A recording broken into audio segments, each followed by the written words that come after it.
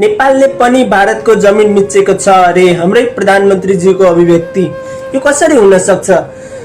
जब पटक पटक भारतले हाम्रो नेपालको जमिन मिच्दै आएको छ, सिक्किम, दार्जिलिङ, दार्चुला, कालापानी, लिपुलेख, लिपि, अधुरा र तराईका विभिन्न भूभागहरू पटक पटक भारतले हाम्रो नेपालको जमिन मिचेको छ। तर आज सुन्दैछु कि हाम्रै प्रधानमन्त्रीज्यूले अभिव्यक्ति दिनुभएको छ कि नेपालले पनि भारतको जमिन मिचेको छ। यो कसरी हुन सक्छ? तपाईलाई के लाग्छ? यस्तो हुन सक्छ र? हामी सानैदेखि चाहिँ सुन्दै आएका छौं कि भारतले हाम्रो जमिन मिच्दै आएको छ। तराईका विभिन्न भूभागहरू हाम्रै पनि बोर्डर छेउमा कति जग्गाहरू मिचेको छ।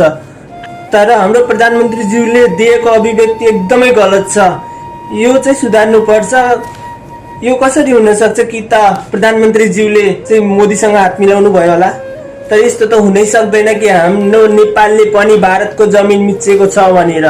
यो अभिव्यक्ति एकदमै गलत छ। तपाईहरुलाई के लाग्छ साथीहरु? कमेन्ट गर्नु होला तल।